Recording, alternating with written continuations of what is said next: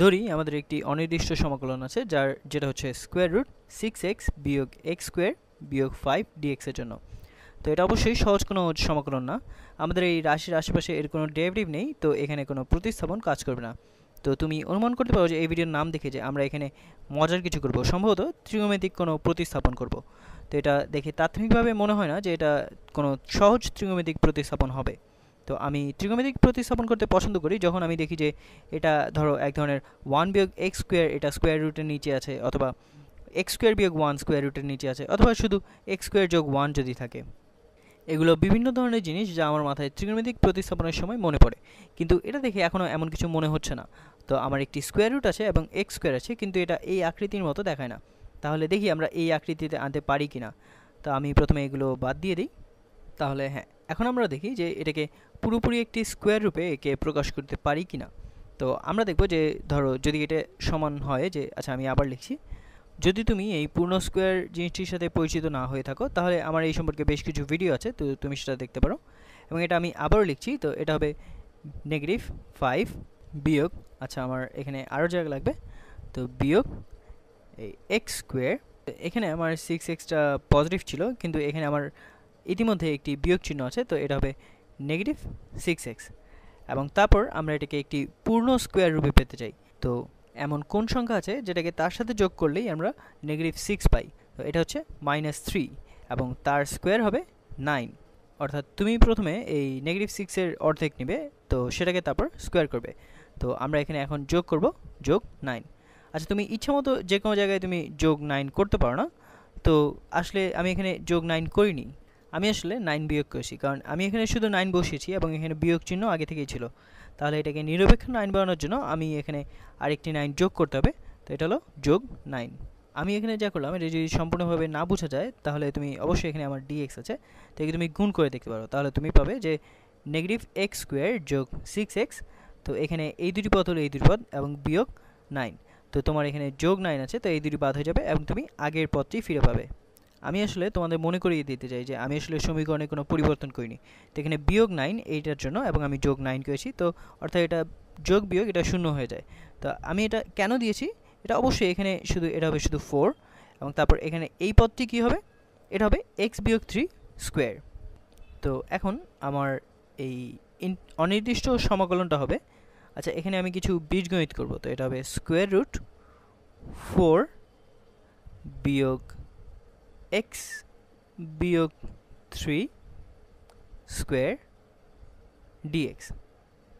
তো এখন এটা কিছুটা সেই আকারে আসা শুরু করেছে যা আমি দেখতে চাই, কিন্তু এখানে আমি একটি 1 চাই। তাহলে এখানে 4 এর উৎপাদক করব, তাহলে এটা হবে, আচ্ছা আমি রং পরিবর্তন করি। তো এটা হবে 4 গুণ 1 বিয়োগ x বিয়োগ 3 স্কোয়ার পুরোটা ভাগ 4। আমি শুধু উভয় পদ থেকে 4 নিয়েছি, তো আমি যদি একে গুণ করি তাহলে আমি আগেরটি ফিরে পাবো এবং dx। এখন এটি আমার পছন্দের আকার নেওয়া শুরু করেছে, তো আমি এটা আরও সহজ করে করছি। তো এটা হবে সমাকলন, এবং আমি যদি এই 4টাকে বাইরে নিয়ে আসি তাহলে এটা হবে 2 গুণ স্কোয়ার রুট 1 বিয়োগ, আমি একে আবার এভাবে লিখতে পারি যে x বিয়োগ 3। আচ্ছা আমি আবার লিখছি, তো 1 বিয়োগ x বিয়োগ 3 ভাগ 2 স্কোয়ার dx। তা আমি এখন এই 2 কোথা থেকে পেলাম? আমি যদি এই উভয়কে এটা স্কোয়ার করি তাহলে আমি উপরে পাবো x বিয়োগ 3 পুরোটা স্কোয়ার ভাগ 2 স্কোয়ার, তো যেটা হলো x বিয়োগ 3 স্কোয়ার ভাগ 4। তাহলে আমি এখনও কোনো ক্যালকুলাস করিনি, আমি শুধু বীজগাণিতিকভাবে এটাকে আবার লিখেছি এই অনির্দিষ্ট সমাকলনটি যা এই অনির্দিষ্ট সমাকলনটির মতো, এবং তারা সমতুল্য। কিন্তু এটি হঠাৎ করে এমন একটি আকারে দেখাচ্ছে যা আমি মনে করতে পারছি। তা আমি এর আগের ভিডিওতে দেখিয়েছি যে কোসাইন স্কোয়ার থিটা হলো 1 বিয়োগ কোসাইন স্কোয়ার থিটা। তো তুমি আসলে এটি অন্য উপায়ে করতে পারতে, তুমি এটাকে এভাবে করতে পারতে যে সাইন স্কোয়ার সমান সমান 1 বিয়োগ কোসাইন স্কোয়ার থিটা। তো এটাতে আসলে কোনো পার্থক্য বোঝায় না, এটা আসলে উভয়ই কাজ করে। আমি যদি বলি যে এটা হচ্ছে সাইন স্কোয়ার থিটা, তাহলে আমি প্রতিস্থাপন করব। তো আমি লিখব যে আচ্ছা x বিয়োগ 3 ভাগ 2 এবং এটা স্কোয়ার হলো সাইন স্কোয়ার থিটা। এখন আমি যদি এই সমীকরণের উভয় দিকে স্কোয়ার রুট নেই তাহলে আমি পাবো যে x বিয়োগ 3 ভাগ 2 হলো সাইন থিটা। এখন আমরা জানি যে এটা কি হবে, তো আমরা থিটার জন্য আবার ফিরে এটা প্রতিস্থাপন করব। তাহলে থিটার জন্য আমরা সমাধান করি এক্স পদ দিয়ে। তাহলে থিটা সমান হবে, আচ্ছা আমরা উভয় দিকে এই আর্ক সাইন বা সাইনের বৃত্তচাপ নেব। তাহলে আমরা পাই যে থিটা সমান সমান আর্ক সাইন বা সাইনের বৃত্তচাপ এক্স বিয়োগ 3/2 এর জন্য। যথেষ্ট সুন্দর হলো। এখন প্রতিস্থাপন করার জন্য আমরা ডিএক্স কে এটা বের করব এবং এক্স কে থিটা পদের সাপেক্ষে নির্ণয় করব। তাহলে আমরা এটা করি। তো প্রথমে আমরা সমীকরণের উভয় দিকে এটা 2 দিয়ে গুণ করি। তাহলে আমরা পাবো এক্স বিয়োগ 3 সমান হলো 2 গুণ সাইন অফ থিটা, অথবা এক্স সমান হবে 2 সাইন অফ থিটা যোগ 3। এখন আমরা যদি উভয় দিকে এই থিটার সাপেক্ষে ডেরিভেটিভ নেই, তাহলে আমরা পাবো dx ভাগ d থিটা, এটা সমান হবে 2 কোসাইন অফ থিটা, এটা হবে 0। তো আমরা এখন উভয় দিকে d থিটা দ্বারা গুণ করলে এটা পাবো dx সমান হবে 2 গুণ cosine of theta d theta. এখন আমরা আসলে এই অনির্দিষ্ট সমাকলনটা এখানে আমরা প্রতিস্থাপন করতে প্রস্তুত। তাহলে এই জিনিসকে আবার লেখা যায় যে সমাকলন 2 গুণ স্কোয়ার রুট, আচ্ছা আমি কিছু জায়গা খালি করি, তো 1 বিয়োগ, আচ্ছা আমি একে পরিবর্তিত করেছি যে সাইন স্কোয়ার থিটাতে, তাহলে সাইন স্কোয়ার থিটা এখন এসব গুণ ডিএক্স। এবং আমরা আগেই বলেছি যে ডিএক্স হলো সমান এই জিনিসটা, তো এখানে ডিএক্স এর স্থলে আমরা লিখব 2 কোসাইন অফ থিটা গুণ ডি থিটা। এখন এটাকে আমরা সহজ করব। তো এটাকে সহজ করলে প্রথমে এটা কি হয়, এটা হয় কোসাইন স্কোয়ার থিটা, এবং তারপর আমরা এর স্কোয়ার রুট নেব। তো কোসাইন স্কোয়ার থিটা এর স্কোয়ার রুট কী হবে, এটা কোসাইন স্কোয়ার থিটার স্কোয়ার রুট এখানে হবে যে শুধু কোসাইন থিটা। তাহলে আমাদের সমাকলনটা কি হবে, আমাদের সমাকলনটা হবে 2 গুণ কোসাইন স্কোয়ার থিটার স্কোয়ার রুট, তাহলে এটা হবে শুধু 2 গুণ কোসাইন থিটা গুণ 2 গুণ কোসাইন থিটা। তো এটা হচ্ছে এখান থেকে এসেছে 2 গুণ কোসাইন থিটা, এবং স্কোয়ার রুট চিহ্নের নিচে যেটা আছে সেটা হলো শুধু এই কোসাইন থিটা। 1 বিয়োগ সাইন স্কোয়ার থিটা হলো কোসাইন স্কোয়ার থিটা, এবং কোসাইন স্কোয়ার থিটা এর স্কোয়ার রুট হলো শুধু কোসাইন থিটা, এবং অবশ্যই এই পুরোটা গুণ ডি থিটা। তাহলে এটাকে আমরা আবার লিখতে পারি যে 4 গুণ cosine square theta D theta হিসেবে। এখন এই সমাকলনটাও এটা নির্ণয় করা সহজ না, তো আমি জানি না যে তুমি এখানে জানো কি না যে এখানে কোনো প্রতিস্থাপন বা এমন কিছু করতে পারবো না। তো আমরা কি করব, আমরা এখন পুরানো ত্রিকোণমিতিতে ফেরত যাব। তো আমি জানি না যে তুমি এটা মুখস্থ করা আছে কি না, এটা প্রায় অনেক ক্যালকুলাস বইয়ের মধ্যেই থাকে বা ত্রিকোণমিতিক বইয়ের মধ্যে থাকে। তো কোসাইন স্কোয়ার থিটা এটাকে লেখা যায় যে 1/2 গুণ 1 যোগ কোসাইন 2 থিটা, এবং এটা আমি অনেক ভিডিওতে প্রমাণ করেছি। তাহলে এখন আমি প্রতিস্থাপন করব।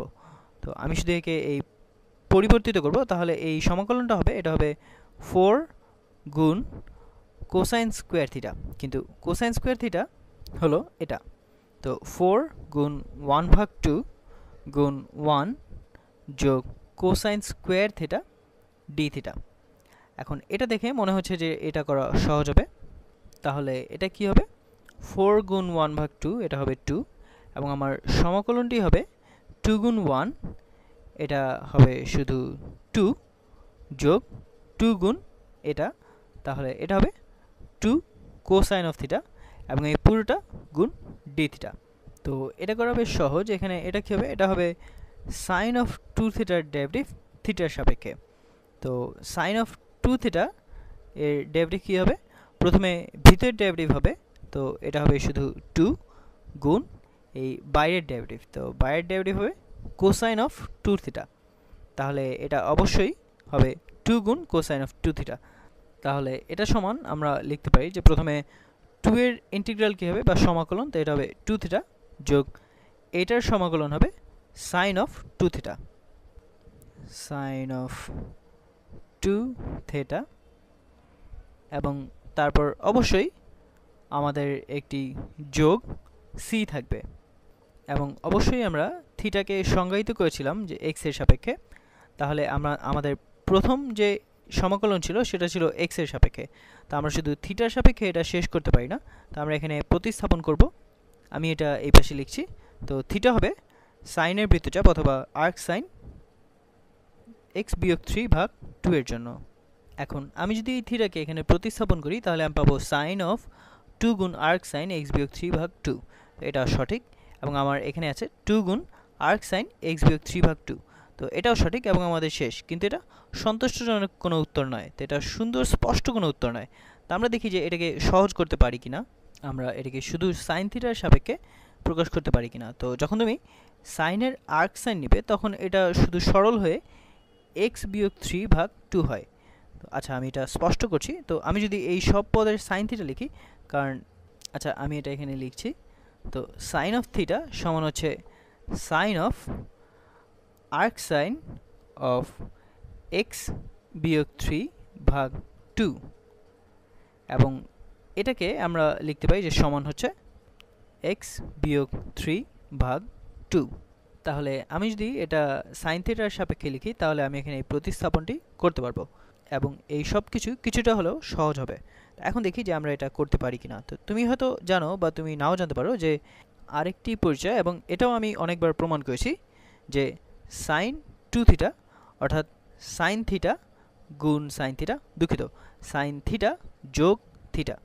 তো এটা সমান হবে সাইন অফ থিটা যোগ থিটা, এবং এটা সমান লেখা যায় যে সাইন থিটা গুণ কস থিটা যোগ, এবং এখানে থিটাটা বদল হয়, তো প্রথমে সাইন থিটা গুণ কোসাইন অফ থিটা, এবং এটা সমান আমরা লিখতে পারি যে এটা আসলে একই জিনিস দুবার লেখার মতো। তো এটা সমান লিখতে পারি যে 2 গুণ সাইন অফ থিটা গুণ কোসাইন অফ থিটা।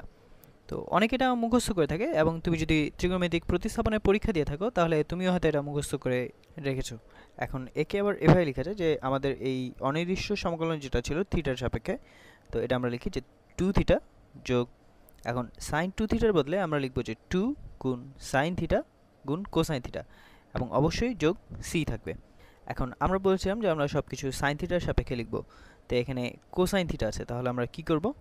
আমরা জানি যে কোসাইন স্কোয়ার থিটা হলো 1 বিয়োগ সাইন স্কোয়ার থিটা, অথবা কোসাইন থিটা হলো স্কোয়ার রুট 1 বিয়োগ সাইন স্কোয়ার থিটা। এটা দেখে মনে হচ্ছে যে এটা ব্যাপারটাকে আরও জটিল করে ফেলবে, কিন্তু এটা আসলে আরও ব্যাপারটাকে পরিষ্কার করবে, কারণ এটা সাইন থিটার সাপেক্ষে আছে। তো চলো আমরা এই প্রতিস্থাপনটা করে ফেলি। তো আমাদের ইন্টিগ্রালটা হবে 2 থিটা যোগ 2 গুণ সাইন থিটা গুণ কোসাইন থিটা, যেটা হলো এটা। তো এটা হবে স্কোয়ার রুট 1 বিয়োগ সাইন স্কোয়ার থিটা, এবং এই পুরোটা যোগ সি। এখন আমরা প্রায় শেষ দিকে। তো আমরা আসলে আমার মনে হয় যে তোমরা যতটুকু ভেবেছিলে এটা তার চেয়ে একটু বেশি কঠিন। তো আমরা জানি যে এই সাইন থিটা হলো x-3/2। তো একে আমরা উল্টো প্রতিস্থাপন করি। তাহলে প্রথমে আমাদের আছে 2 গুণ থিটা, তো এটা হলো প্রথম পদ, এবং এখানে থিটা আছে। তো থিটা আমরা বের করেছিলাম। আচ্ছা, আমরা কিন্তু আর্ক সাইন বা সাইনের বৃত্তচাপ এটা বাদ দিতে পারবো না। তো আমাদের থিটা আছে, তো আমরা এটা লিখবো যে 2 গুণ আর্ক সাইন x-3/2, এবং তারপর যোগ, আচ্ছা আমি এখানে রংটা পরিবর্তন করে নিই, যোগ 2 গুণ সাইন অফ থিটা। তো সাইন অফ থিটা হলো x-3/2, এবং তারপর এইটা গুণ স্কোয়ার রুট 1 বিয়োগ সাইন অফ থিটা স্কোয়ার। তো সাইন অফ থিটা কি? x-3/2, এবং এই পুরোটা স্কোয়ার, এবং অবশ্যই যোগ সি আছে। তো দেখি আমরা একে আরও সহজ করতে পারি কিনা, যেহেতু আমরা প্রায় শেষের দিকে। তো চলো, যে এটা হবে 2 আর্ক সাইন x-3/2 যোগ এই দুই পদের 2 এবং এই 2 এটা বাদ হয়ে যায়, তাহলে আমাদের শুধু থাকে x-3 গুণ স্কোয়ার রুট। এখন কি হবে যে আমরা যদি এখানে সব কিছু গুণ করে ফেলি, তো আচ্ছা আমি প্রথমে এটাকে লিখে ফেলি। তো 1 বিয়োগ x-3/4, অর্থাৎ x-3 স্কোয়ার ভাগ 4। আচ্ছা, আমি এটা যত বড় হবে ভেবেছিলাম এটা তার চেয়ে বেশি বড় হয়ে গেছে। তো এখন আমি দেখি যে এটাকে আরও সহজ করতে পারি কিনা। আমরা যদি এই বাইরে গুণ করি এখানে যে 2 দিয়ে, অর্থাৎ 2/2 দিয়ে। এখন তুমি হয়তো আমাকে এটা বলতে পারো যে সালমান তুমি এটা কেন করছো। তো আমি এটা করছি কারণ আমি এটাকে আবার এভাবে লিখতে পারি। তো আমি আচ্ছা পুরো জিনিসটি এখানে লিখি। তো 2 গুণ আর্ক সাইন x-3/2। এখন আমি এই 2টাকে হরে নিতে পারি, তো এটা হবে যোগ x-3/2। তো এটা হচ্ছে এই 2টা এখানে লিখেছি, এবং এই উপরের এই 2টাকে এটাকে আমি লিখতে পারি যে √4 হিসেবে। তাহলে এটা হবে √4 গুণ √ এই পুরো জিনিসটা। তো 1 বিয়োগ x-3/4। এখন আমার মনে হয় যে তুমি বুঝতে পারছো যে আমি এটা আসলে কী করতে চাচ্ছি। তা আমি প্রথমে সমস্যার শুরুতে যা করেছিলাম এখানে পুরো উল্টো ব্যাপারটা করছি। তো হতে পারে যে আমি এটা অনেক বেশি সহজ করার চেষ্টা করছি, কিন্তু আমি প্রায় শেষের দিকে এসে পড়েছি। তো আমি এটা শেষ করি। তাহলে আমি পাই 2 গুণ আর্ক সাইন x-3/2, এবং এটা লিখতে লিখতে আমি ক্লান্ত বোধ করছি, যোগ x-3/2 গুণ, এখন এই 4টাকে যদি আমরা ভিতরে নিই তাহলে এটা এই পুরোটার সাথে গুণ হবে। তাহলে আমরা পাই 4 বিয়োগ x-3 পুরোটা স্কোয়ার, এবং যোগ অবশ্যই c। তো আমরা প্রায় শেষ দিকে।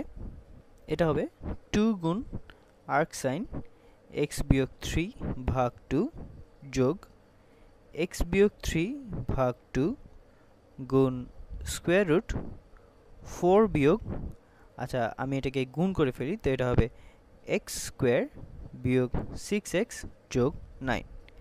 আচ্ছা এখন এটাকে আরও সহজ করে ফেলি। তো এখানে আমরা পাই এখানে এই বিয়োগ আর এখানে বিয়োগ, তো এটা হয়ে যায় শুধু যোগ 6x বিয়োগ x², এবং 4 বিয়োগ 9, তো এখানে হবে বিয়োগ 5। এটাই হলো আমাদের আসল ইন্টিগ্রাল। তা আমরা শেষ পর্যন্ত এটা পেয়ে গেছি। তো এটা হবে 2 গুণ আর্ক সাইন x-3/2 যোগ x-3/2 গুণ এটা √6x বিয়োগ x² বিয়োগ 5। তো এটা হলো আমাদের এই ইন্টিগ্রাল, এই জিনিসটি যেটা আমাদের এই প্রথমে ছিল, আমার এই ছোট চকবোর্ডের শুরুতে যেটা ছিল। তো এটা হলো ইন্টিগ্রাল √6x বিয়োগ x² বিয়োগ 5 dx এর জন্য। তো আমার মনে হয় যে তুমিও সম্ভবত আমার মতো ক্লান্ত হয়ে গিয়েছো। আমার আসলে হাত ব্যথা করছে, কিন্তু আমি আশা করছি যে তোমার এটা সন্তুষ্টজনক মনে হয়েছে। অনেক সময় অভিযোগ আসে যে আমি শুধু সহজ সমস্যা করি, তো তাই এটা একটু প্যাঁচানো ছিল এবং এটি সহজ নয় এমন একটি সমস্যা ছিল।